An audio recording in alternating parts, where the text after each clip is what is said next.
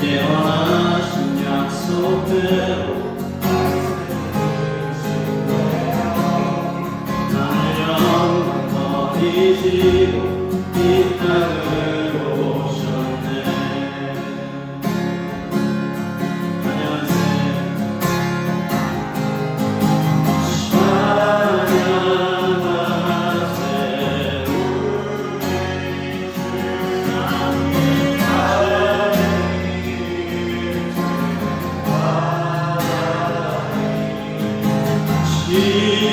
지금이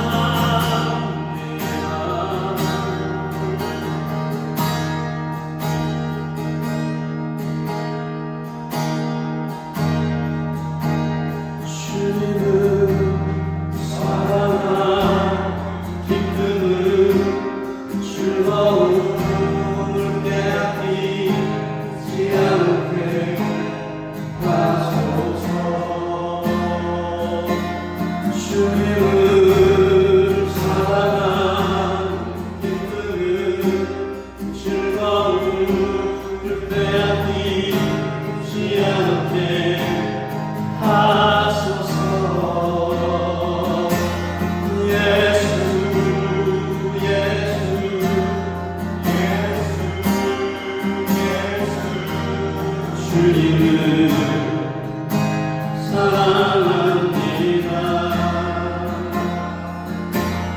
예수 예수 예수 예수 주님을 사랑합니다. 주님을 사랑하는 눈을 즐거움을 빼앗긴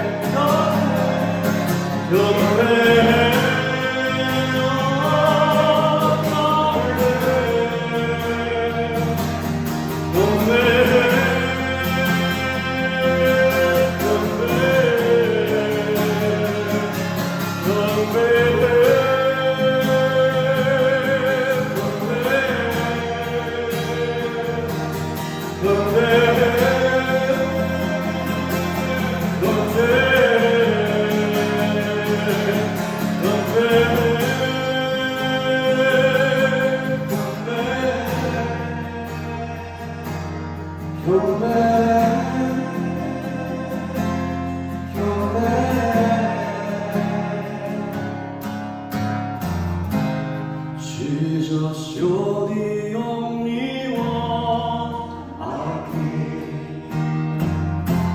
Jesus, you're the only one. No other king, no other king. Jesus, you're the only one. Only other king. Jesus, you're the only one. Jesus, the Almighty. Jesus, you're the only one I need. Jesus, you're the only one I need. Jesus, you're the only one I need. Jesus, you're the only one I need. In my life, in my life, in my life, in my life, there's a name, there's a name, there's a name, there's a name, there's a name in this place. In this place, in this place, in this place, in this place. 그리스도께서 죽은 자 가운데서 다시 살아나셨다 전파되었거늘 너희 중에서 어떤 사람들을 웬 어찌하여 죽은 자 가운데서 부활이 없다 하느냐. 만일 죽은 자의 부활이 없으면 그리스도도 다시 살아나지 못하셨으리라. 그리스도께서 만일 다시 살아나지 못하셨으면 우리가 전파하는 것도 헛것이요 또 너희 믿음도 헛것이며 또 우리가 하나님의 거짓 증인으로 발견되리니 우리가 하나님이 그리스도를 다시 살리셨다고 증언하였음이라. 만일 죽은 자가 다시 살아나는 일이 없으면 하나님이 그리스도를 다시 살리지 아니하셨으리라. 만일 죽은 자가 다시 살아나는 일이 없으면 그리스도도 다시 살아나신 일이 없었을 터이요. 그리스도께서 다시 살아나신 일이 없으면 너희의 믿음도 헛되고 너희가 여전히 죄 가운데 있을 것이요. 또한 그리스도 안에서 잠자는 자도 망하였으리니 만일 그리스도 안에서 우리가 바라는 것이 다만 이 세상의 상뿐이면 모든 사람 가운데 우리가 더욱 불쌍한 자이니라. 그러나 이제 그리스도께서 죽은 자 가운데서 다시 살아나사 잠자는 자들의 첫 열매가 되셨도다. 아멘. 아멘. 오늘 부활절입니다. 교회가 지키는 여러 가지 절기가 있는데 그 중에서 제가 믿기에 가장 중요한 그리고 가장 기쁘게 지켜야 하는 날 중에 하나인 것 같습니다. 예수님께서 이 땅에 사람의 몸으로 오신 것도 크리스마스도 너무 훌륭하고 너무 좋은 날입니다. 사랑이죠. 구원의 시작이라는 예수님이 죽음에서 다시 살아나는 것은 능력이고 구원의 완성이다라고 볼 수 있죠. 부활절이 되면 대체로 교회들에서 부활의 진실성과 영적인 의미를 강조하는 설교를 그동안 많이 해왔던 것 같습니다. 그런데 오늘 우리는 부활절을 조금 다른 각도에서 다른 측면에서 좀 살펴보려고 하는데요. 오늘 말씀을 자세히 보시면 읽어보셨겠지만 사도 바울이 부활을 앞에서 설명한다기보다 뒤에서 거꾸로 이렇게 추론해 올라가는 것들을 볼 수 있죠. 사도 바울은 부활을 이렇게 얘기합니다. 부활은 교회의 모든 문제를 푸는 열쇠다. 교회의 문제만 좀 풀겠습니까? 인생의 모든 문제를 해결하는 능력이다 라고 얘기하는 거죠. 그래서 바울은 부활을 뒤에서 앞으로 거꾸로 접근하고 있는데 가정법이죠. 일어나지 않을 일을 이제 가정해서 이야기합니다. 질문은 이거죠. 부활의 믿음이 흔들리면 어떤 일이 일어나는가? 라는 거죠. 19절입니다. 시작. 만일 그리스도 안에서 우리가 바라는 것이 다만 이 세상의 삶뿐이면 모든 사람 가운데 우리가 더욱 불쌍한 자라는 거죠. 지금 우리 현재를 살아가고 있는 우리가 그렇게 불쌍한 자가 될 수밖에 없다라는 얘기는 부활이 단지 죽음 이후의 소망으로 우리에게 작용하고 기능하는 것만은 아니다는 것이죠. 부활은 오늘 현재를 붙드는 하나님의 힘입니다. 오늘 우리는 부활이 굉장한 어려움에 빠졌던 한 교회를 어떻게 살려냈는지, 더 나아가 우리의 일상을 어떻게 구원하고 있는지 좀 살펴보려고 하는데, 잘 아시다시피 고린도 전서는 고린도 교회에게 보낸 바울의 첫 번째 편지죠. 고린도 후서가 세 번째 편지, 두 번째 편지는 분실됐습니다. 첫 번째 편지를 왜 보냈느냐, 그리고 이 첫 번째 편지를 왜 눈물의 편지라는 별명으로 부르느냐, 고린도 교회가 말 그대로 무너지고 있다는 소식을 들었기 때문이죠. 제가 고린도전서를 읽을 때마다 느끼는 건데, 교회에서 생길 수 있는 거의 모든 문제를 다 가지고 있는 교회 같다라는 생각이 들어요. 당을 지어서 싸우죠. 나는 바울파, 아볼로파, 베드로파 이렇게 나눠서 싸우는 일, 거기서 그치지 않고 서로 고소하고, 예배 시간에 소란 피우고, 우상숭배, 심지어 성적 문란까지 나아가죠. 새어머니와 성관계를 가진 아들이 나타나는 그 성도입니다. 거의 난리죠. 바울의 마음이 어땠을까? 찢어지는 거죠. 여러분, 이 고린도 교회는 사도 바울이 물론 다른 교회도 다 마찬가지겠습니다만은 정말 어렵게 세운 교회 중에 하나거든요. 왜냐하면 그 교회가 고린도에 세워져 있기 때문입니다. 이런 거죠. 당시 사람들이 예루살렘에 있는 교인들이 아마도 고린도에 교회가 세워졌다고? 대단하다. 야, 그 도시에 교회가 있다고? 이런 이야기죠. 고린도는 비즈니스의 중심지, 무역 도시였죠. 전 세계 사람들이 모였다가 떠나가고 돈이 넘쳐나고 익명성, 자기를 밝히지 않고도 막 놀다 갈 수 있는, 당연히 술, 마약, 사치, 방탕, 말도 못하게 넘치는 곳이어서 당시에 이런 말이 있었다고 해요. 고린티아조마이. 이게 직역하면 고린도 사람처럼 산다. 야, 너 고린도 사람처럼 살지 마 라고 할 때 어떤 뜻일까요? 방탕하고 음란하게 살고 있다, 쓰레기 위생이다, 이런 의미죠. 이 단어를 여성에게 사용하면 창녀가 되는 거고, 남성에게 사용하면 그 창녀들을 이렇게 부리는 포주로 이용되는 거죠. 고린도에는 그뿐만이 아니라 우상숭배의 거의 집합체 같은 것이었는데 12개 이상의 신전이 있었다. 아폴로, 아테나, 디오니수스, 포세이돈. 그 중에 특별히 아프로디테의 신전이 산 꼭대기에 있는데 그 안에 있는 약 1000명의 여성 사제들, 그리고 다른 그 아폴론 신전에 있는 남성 사제들은 매춘을 했습니다.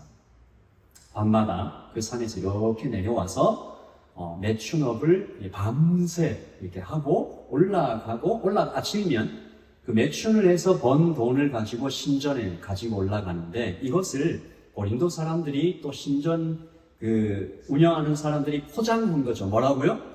신의 축복이 내려온다. 신들의 축복이 내려온다. 이렇게 되니까 이런 겁니다. 매춘을 하는데, 내가 매춘에 가담하는데 양심의 가책이 없는 거예요. 더 악한 것은 이렇게 이 매춘들을 하다 보면 아기가 생기지 않겠어요? 그 아기가 생기면 낙태를 하고 또 영아 유기를 하는데 아주 양심의 가책 없이, 고린도 정신 중에 이런 게 있었답니다. 여기는 이 우리 도시 안에는 모든 것이 허용됩니다. 모든 것이 허용됩니다. 얼마나 무서운 말이야 이게. 제가 가끔 그런 생각을 합니다. 하나님이 없으면, 하나님이 없다고 사람들이 정말로 믿으면 어디까지 갈까? 하나님이 이게 내세가 없고, 그러니까 꼭 우리가 믿는 이 예수님, 이 기독교 안에만 내세 신앙이 있는 건 아니잖아요. 그러니까 다른 종교에도 다 내세 신앙이 있고 한데, 어떤 지역에 내세는 없어, 하나님은 없어 라고 사람들이 정말로 그대로 딱 믿고 살아간다면 사람은 어디까지 갈 수 있을까? 여러분, 그 도시에 세워진 교회가 고린도 교회입니다. 그래서 사도 바울은 고린도전서 4장 15절 시작. 내가 너희를 자녀같이 봤습니다. 해산하는 고통처럼 그렇게 어렵게. 그런데 바울이 떠난 후에 교회 소식이 들려오는데 문제였습니다. 그래서 이 고린도전서에는 바울의 격한 감정들이 막 그대로 덮여 있어요. 안타까움, 슬픔. 한번 보세요. 5장 1절 시작. 너희 중에 음행이 있다 하니 이런 일은 이방인 중에서도 없는 거야. 교회가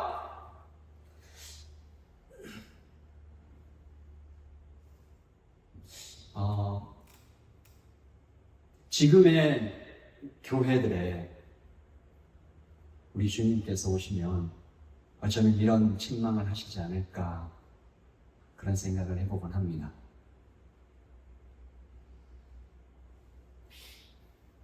교회 안에 이런 일이 있어서 되겠냐? 만약에 사도 바울이 다시 나타난다면 교회 안에 이런 일은 세상 사람도 안 한다고 이렇게. 그래서 4장 21절 시작. 너희가 회개하지 아니하면 내가 다시 갈 때는 엄하겠다 라고 단호하게 책망하고 훈계하는 것으로 이 고린도 전서의 초반 부분이 기록이 되다가, 그러다가 오늘 읽은 우리 이 고린도 전서 15장 거의 마지막 부분에 와서 갑자기 던진 겁니다. 이 사도 바울이 갑자기 이 질문을 던진 거예요. 그런데 여러분, 우리 성도님들, 부활을 정말로 믿습니까? 이 질문을 거꾸로 하면 어떤 거예요? 부활의 신앙이 있다면 이런 일은 생길 수가 없다. 그래서 다시 말하면 교회의 모든 문제는 부활 신앙이 흔들렸기 때문이다. 부활 신앙이 없기 때문이다. 있었더라도 그게 약해졌기 때문이다. 부활이 흔들리면 교회의 모든 질서와 생명과 모든 사역은 말할 것도 없이 다 무너진다. 진단은 정확했죠. 그래서 우리 오늘 말씀을 다시 한번 좀 볼 텐데 이런 겁니다. 만일 죽은 자의 부활이 없다면, 이렇게 쭉 나오는 거죠. 가정법이죠. 그런 일은 없겠지만 만약에 부활이 없었다면 이라고 말하고 있는데, 이 말 속에는 굉장히 따갑고 무서운 책망이 들어가 있어서 교회의 문제를 거꾸로 되짚어 올라가면서 부활을 중심에 두고 질문하는 거죠. 왜 교회에 이런 일이 일어나나? 서로 고소하고 우상숭배하고 성적 분란에 빠지나? 19절 시작. 만일 그리스도 안에서 우리가 바라는 것이 다만 이 세상의 삶뿐이면 모든 사람 가운데 우리가 더욱 불쌍한 자이라. 너희들은 지금 굉장히 불쌍한 상태에 있는데 이 세상의 삶에만 집중하고 있지 않냐? 부활을 믿지 않으니까. 그냥 18절 그 다음 볼까요? 네, 시작. 또한 그리스도 안에서 잠자는 자도 많았으리. 아까 제가 그 말씀 드렸지 않습니까? 내세를 믿지 않으면, 죽음 이후에 심판이 없다고 믿으면 세상은 굉장히 무시무시해질 것이다. 교회 안에도 똑같다. 우리가 다른 사람 생각할 거 없고요. 우리 자신을 깊이 들여다보고 나에게 이 부활 신앙이 완전히 제대로 딱 잡혀 있나? 내가 돈을 쓸 때, 시간을 쓸 때, 무언가 선택을 할 때 나는 심판주이신 하나님 앞에 설 생각을 하고 있나? 그것이 나의 그 심판주 앞에 섰을 그때를 생각하며 그것이 되짚어 올라가 나의 삶에 오늘 나의 선택에 어떤 영향을 끼치고 있나? 그러니까 이런 거죠. 부활을 믿지 않으니까 죽음은 그저 끝이고 이별이고 고통뿐이고. 17절 시작. 그리스도께서 다시 살아나신 일이 없으면 너희의 믿음 헛되고 너희가 여전히 죄 가운데 있을 것이고, 그리스도께서 만일 다시 살아나지 못하셨으면 우리가 전파하는 것도 헛것이요 너희 믿음도 헛것이며. 여러분, 이것들이 교회에서 싹 다 빠졌다고 생각해 보세요. 교회 안에 믿음도 없고 죄사함 구원도 없고 복음 전파도 없고 다 없다. 교회가 아니죠. 사도 바울은 고린도 교회에게 부활을 믿지 않으니 모든 영적인 일에 대한 관심은 사라졌다. 복음 전파, 믿음, 죄사함, 이런 은혜, 그러니까 눈에 보이지 않는 이 영적인 일에 대한 것은 다 가치 없고 헛된 일처럼 여겨지니까 교회가 뭐 해요? 팔을 나눠서 싸우는 거죠. 왜? 눈에 보이는 힘이 내 사람들 편지어 싸우는 게 재밌거든요. 그게 또 뭔가 손에 잡히는 무언가 같거든요. 우상숭배 왜 빠져요? 눈에 보이잖아요. 성적문란에 왜 빠져요? 당장의 쾌락을 주잖아요. 부활의 믿음이 흔들리니까 이 모든 것들이 다 돈의 우상, 체면의 우상, 통제의 우상, 안정의 우상, 인정받는 것의 우상. 오늘 이 말씀에 헛것이요, 헛것이요, 헛것이요 라고 사용된 헬라어 캐논이라는 단어는 텅 비었다.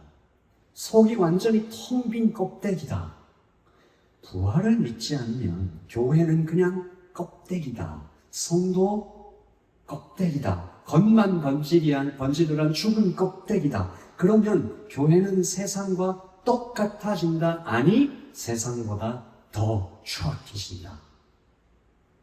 제가 언젠가 그런 말을 들었는데 정확한 문장은 생각 안 나는데 계속 머릿속에 지금까지 남아있어요. 몇십 년 전에 들은 말인데 야, 저 성도들 봐라.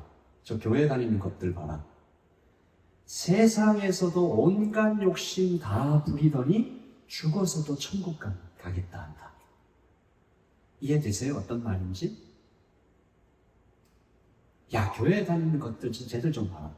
세상에서도 온갖 욕심 다 부리더니 죽어서도 천국 가겠다 한다. 역겹다는 거죠. 세상에 대한 온갖 욕심으로 가득한 성도가, 세상 욕심으로 가득한 성도가 그런 불신자를 보고 야, 나는 천국 가, 넌 지옥 가 라고 얘기하면 그런 태도로 살아갈 때 세상은 교회를 뭐라고 할까요? 부활신앙이 무너지면 이렇게 된다. 부활을 믿지 않는 성도는 가장 불쌍할 뿐만이 아니라 가장 역겹고 가장 부끄러운 이름이 된다. 교회.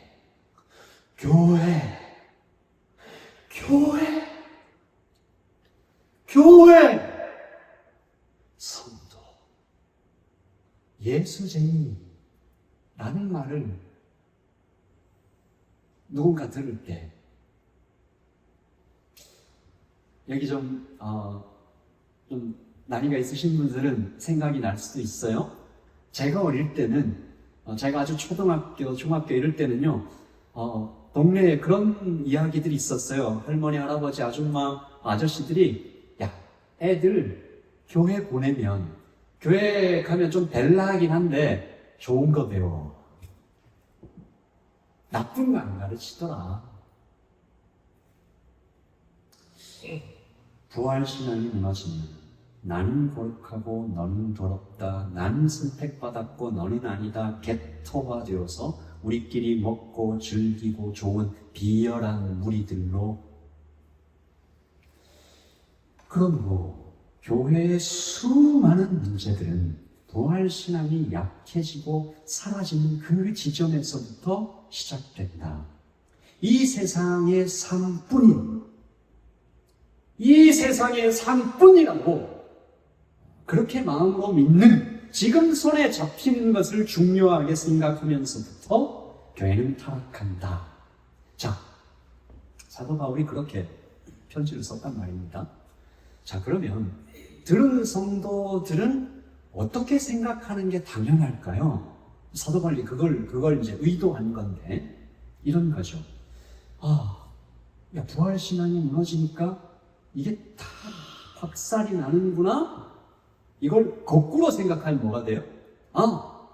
부활의 믿음만 회복되면 지금 우리 교회에 이 수많은 문제들 어디서부터 손대야 될지도 모를 것 같은 이 문제들도 해결될 수 있겠네? 라고 바라보기 시작하는 것입니다. 그 교회를 바라보면서 안타까워하고 눈물 흘린 성도들도 있을 거 아니에요. 그 성도들 마음에 그런 생각들이 차오르기 시작하는 거죠. 그래서 사도는 성도들을 여기까지 이렇게 데리고 온 후에 딱 말하는 겁니다. 부활이 답이다. 20절 시작. 그러나 이제 그리스도께서 죽은 자 가운데서 다시 살아나사. 그러나 이제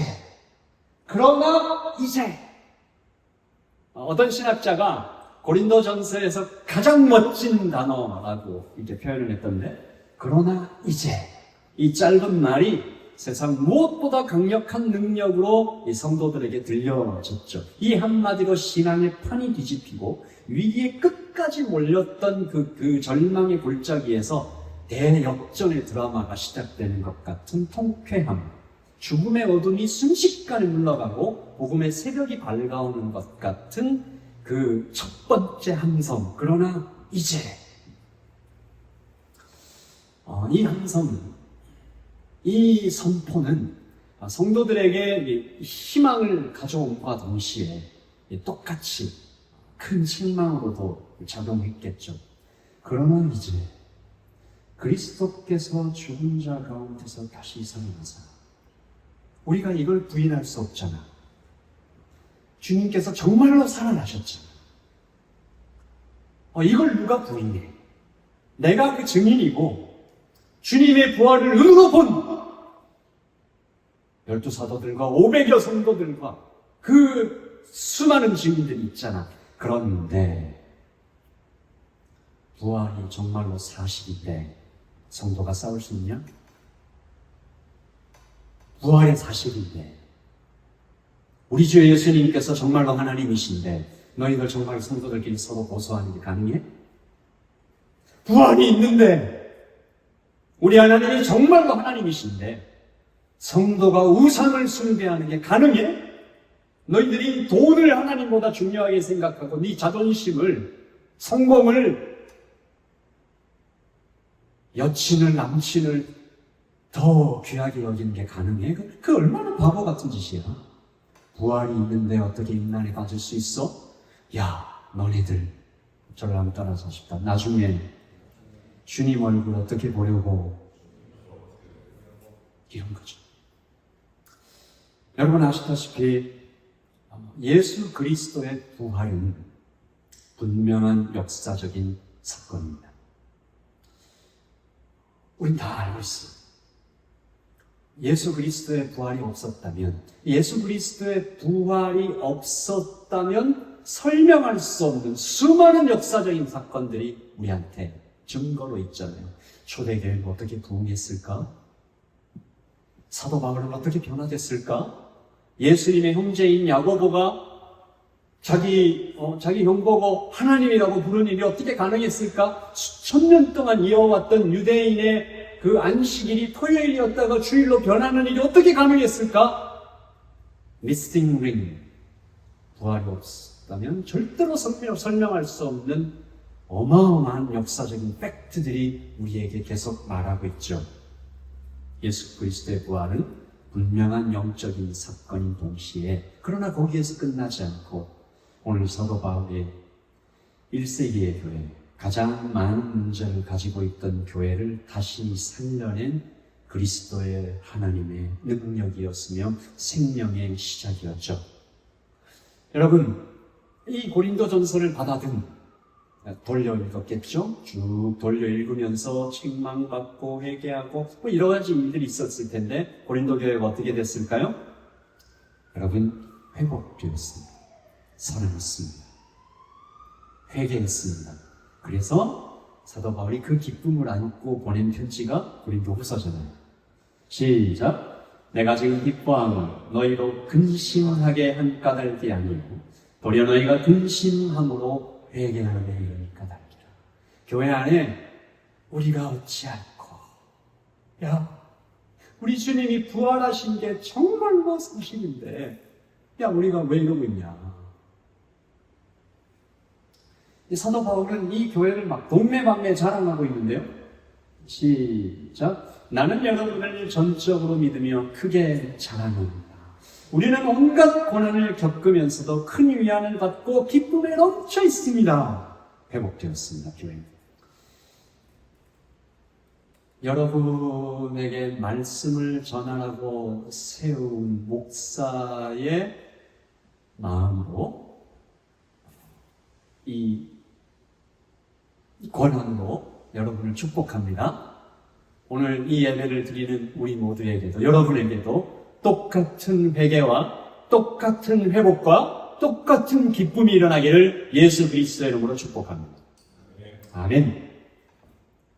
살려내는, 회개하고 다시 살려내는 20절입니다. 시작. 그러나 이제 그리스도께서 죽은 자 가운데서 다시 살아나서 잠자는 자들의 첫 열매가 그 다음요? 없어요? 네. 자, 저를 따라하십시오. 잠자는 자들의 첫 열매가 되셨도다. 아멘. 여기서 이 첫 열매라는 단어가 너무 중요한 거죠. 하나밖에 없는 열매, 유일한 열매가 아니고 첫 번째 열매, 그 다음부터 계속 열릴 열매. 이때 첫 열매라고 번역된 헬라어 아파르케는 유대인들이 추수할 때 가장 먼저 추수한 것들을 하나님께 올릴 때 사용하는 단어가 아파르케였는데 그게 무슨 뜻이에요? 이만큼 엄청나게 많이 있는데 첫 열매 드리는 거잖아요. 그리스도께서 다시 살아나서 잠자는 자들의 첫 열매가 되셨도다. 넌 두 번째 열매, 너는 세 번째 열매, 너는 10번째 열매, 너는 100번째 열매, 너는 1000번째 열매, 너는 10,000번째 열매, 100,000번째 열매, 100,000번째 열매. 어떤 열매요? 똑같은 열매, 부활 같은 일. 야, 저분은 진짜 죽은 줄 알았어. 저분 저런 일을 당했는데 죽지 살아? 끝난 거지, 저지. 아니, 부활. 절망의 끝에서 다시 살아나는 일, 완전히 실패했는데 다시 시작하는 거예요. 그래서 바울이 그 믿음을 가지고 고린도전서를 썼기 때문에요. 바울이 그 무시무시한 문제들을 많이 가지고 있는 교회를 부를 때 이렇게 부르는 거죠. 고린도전서 1장 2절. 고린도에 있는 엄청난 많은 문제를 생각하면서 읽읍시다. 시작. 고린도에 있는 하나님의 교회 곧 그리스도 예수 안에서 거룩하여지고 성도라 부르심을 받은 자들이여. 이 사람들 지금 뭐하고 있는 사람들이에요? 우상숭배하고 팔을 나눠서 싸우고 성적 논란에 빠져 있고, 그리고 그들에게 또 이렇게 말합니다. 4절 시작. 그리스도 예수 안에서 너희에게 주신 하나님의 은혜로 말미암아 내가 너희를 위하여 항상 하나님께 감사하오. 왜요? 사도 바울 자신도 이 고린도 교회를 향하여 부활의 신앙이 있었기 때문입니다. 그래서 이렇게 얘기하죠. 시작. 너희가 모든 은사에 부족함이 없이 우리 주 예수 그리스도의 나타나심을 기다림이라. 주께서 너희를 우리 주 예수 그리스도의 날에 책망할 것이 없는 자로 끝까지 견고하게 하시리라. 아멘. 믿음을 버리지 않았습니다. 책망하면서도 엄하게 책망하고 눈물을 흘리면서 도대체 이런 일은 이방인 가운데서도 없는 거야. 그런데 성도요, 잘 될 거야. 주께서 하실 거야. 그러므로 오늘 우리에게 정말로 필요한 것은 부활의 회복이라고 저는 믿습니다. 교회에 대한 비판은 쉽게 할 수 있습니다. 이 땅의 교회 정말 타락했다. 생명력 사라졌고 예배는 형식적이고 사람은 다 식어버리고 교회가 막 정말 돈 중심, 사람 중심, 관계 중심 이런 얘기들 많이 하지만, 그래서 여러 가지 긁어쓰고 하지만 오늘 부활절을 맞아 교회가 부흥할 수 있는, 성도가 다시 살아날 수 있는 가장 유일한, 가장 효과적이고 가장 시급한 부활의 믿음이다. 그리고 참 감사하게 돼요. 제가 말씀을 좀 준비하면서 정말 감사하다, 정말 기적이다, 대단하다.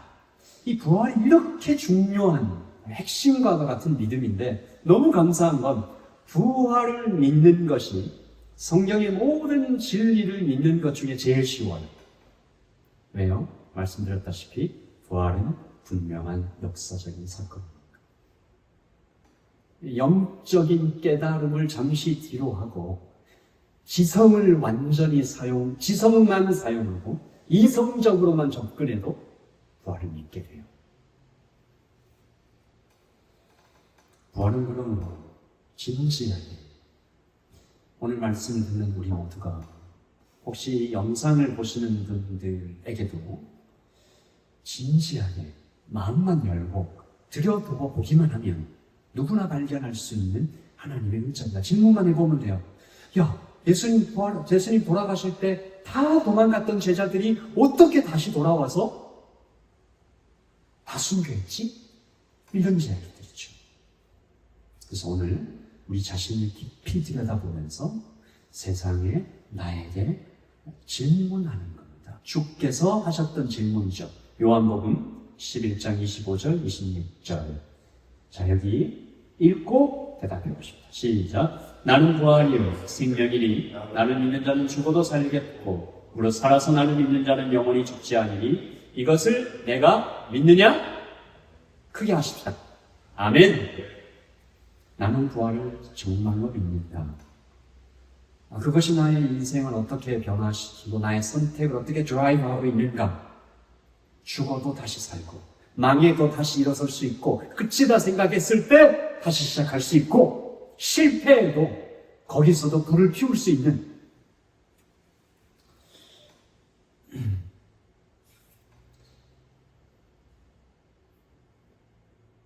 좀 지났는데 제가 아는 어떤 한 분께서 사랑하는 남편을 잃고 거기다가 이렇게 글을 계속 올리고 계시더라고요.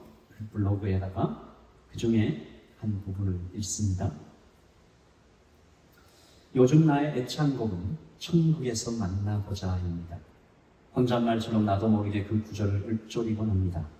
아이들과 함께 남은 부모 중 한 사람으로서 나는 살아내야 하는데 애도의 기간이 정해져 있을까?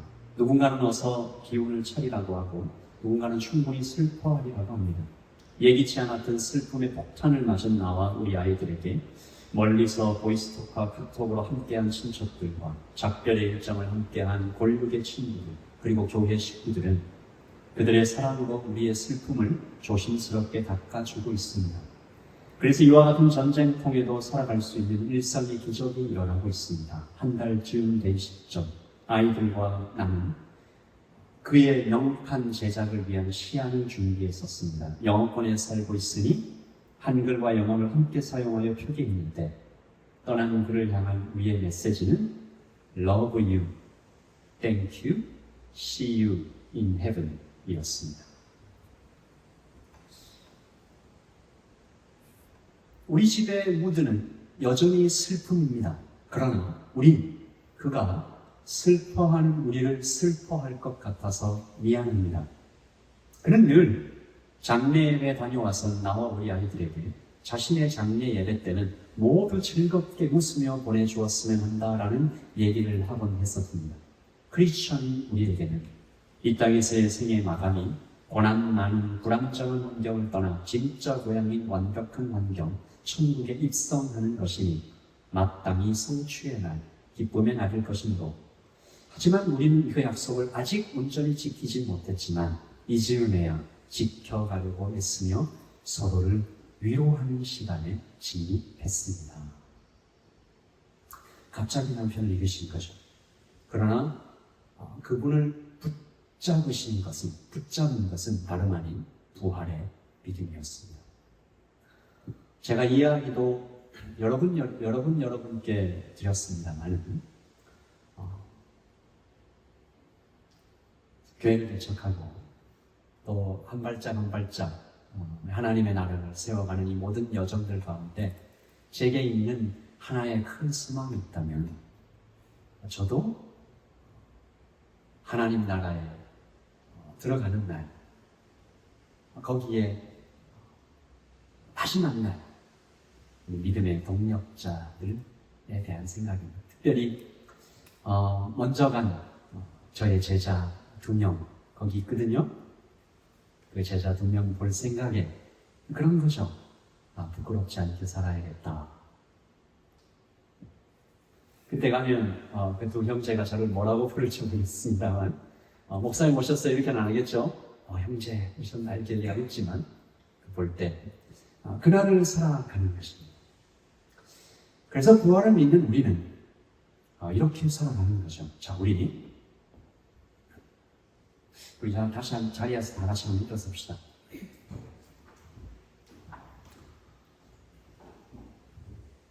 사도 바울의 권고이기도 하고 사도 바울이 입술을 통해서 우리에게 전하는 우리 주 예수 그리스도의 위로이시며 권면이시며 명령이시며 말씀이시죠.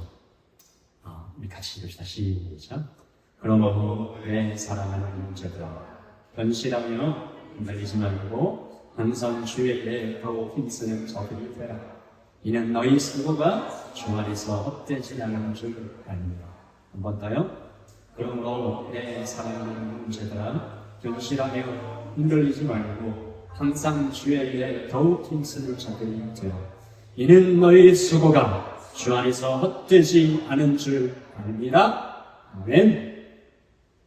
그렇게 말씀하시는 것 같죠? 내가 다 알아. 내가 다 카운팅하고 있어. 헛되지 않을 거야. 내가 다 기억하고 있고, 그리고 이 땅에서도 너희가 그렇게 애쓰고 부활의 신앙을 가지고 세상의 것이 아니라 영적인 것에 투자하며 걸어왔던 그 삶의 모든 여정들 열매 맺을 거야. 그래서 우리는 진실하게 말하고 정직하게 일하고 세상에서 불의가 아닌 정의를 따르며 고통받는 자와 함께하며 살아가고 있는 것입니다. 고린도 도시 전체가 음란을 신의 축복이라 말해도 교회 안에서는 가정을 지키며 부부가 서로 사랑하며 사는 게 맞는 거예요. 고린도에서 돈이 최고야. 여기 안에서는 모든 것이 가능해. 라고 말해도 온 세상이 그렇게 말해도 아니야. 더 중요한 것이 있어.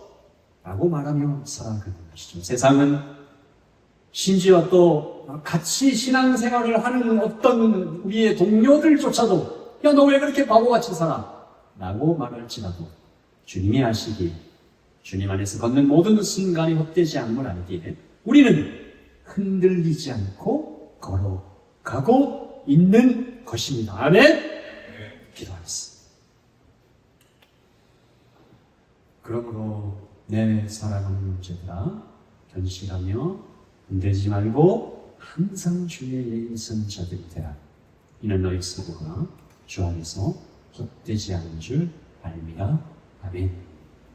우리 시간에 기도하실 때 하나님 흔들리지 않고 세상이 아니라 주님의 일에 힘쓰며 주님을 바라보며 걸어가는 매일이 되게 하여 주시옵소서 믿습니다. 우리 그렇게 기도하겠습니다. Jesus, show me only one I'll be.